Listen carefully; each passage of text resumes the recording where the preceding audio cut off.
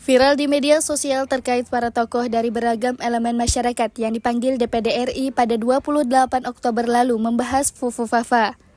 Namun kedatangan para tokoh itu ternyata berdasar surat permohonan audiensi yang dilayangkan ke DPD RI. Andi Sofyan Hasdam yang hadir dalam pertemuan itu membantah soal berita yang membangun narasi, bahkan DPD RI memproses pemakzulan Gibran Rakabuming Raka, Wakil Presiden RI. Ia mengatakan DPD RI tak punya kewenangan untuk menjatuhkan wakil presiden. Saat kunjungan reses ke Samarinda, dirinya mengatakan bahwa tokoh masyarakat itu tidak dipanggil DPD RI, melainkan datang atas surat yang ditunjukkan ke DPRD RI. Meski demikian, dalam pertemuan itu, perwakilan DPD RI yang menemui mereka menampung aspirasi hingga terkait media sosial Fufufafa dan akan meneruskan kepimpinan. Saya ingin meluruskan yang pertama, setelah berita itu beredar, itu dimuati berbagai tulisan di atasnya yang kemudian orang yang tidak melihat media itu secara utuh kemudian memberikan tanggapan yang berbeda. Salah satunya, ya di situ ditulis ada apa ya kok tokoh-tokoh vokal ini diundang ke DPD. Nah, ini sudah jelas salah. Karena mereka yang bersurat ke DPD untuk bertemu dengan DPD menyampaikan aspirasi. Jadi ini satu hal yang berkali sering disampaikan. Dan pada waktu pengantar dari pimpinan rombongan itu juga menyampaikan bahwa sebetulnya kami ini harusnya diterima sebelum pelantikan presiden. Nah, jadi artinya ini sebagai klarifikasi dari saya bahwa kedatangan beliau-beliau itu adalah karena permintaan dari beliau-beliau melalui surat resmi.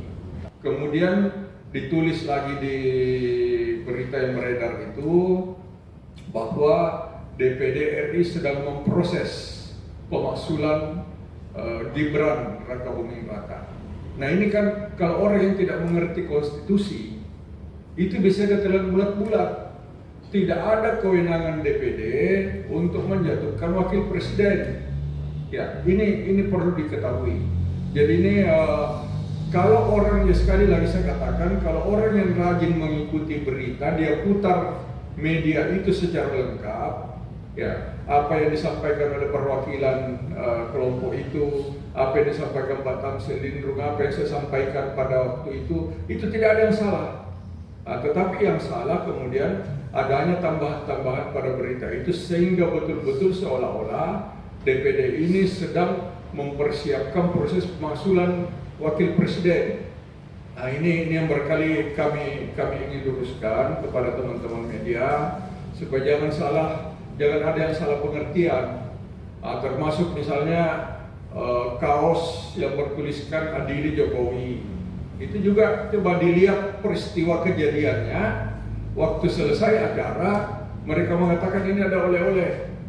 Ya, dan kelompok kami dibukalah kaos itu, kemudian dipasang di depan kami begini.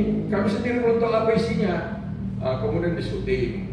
Ya, jadi ini tolong seolah-olah bahwa DPD ini mendorong bagaimana Pak Jokowi diadili. Nah, kita sendiri belum tahu apanya mau diadili gitu. Atas viralnya kasus ini, warga diminta untuk lebih cermat melihat berita di sosial media. Rijal Mustafa, Jasmine Jafar, Kompas TV Samarinda, Kalimantan Timur.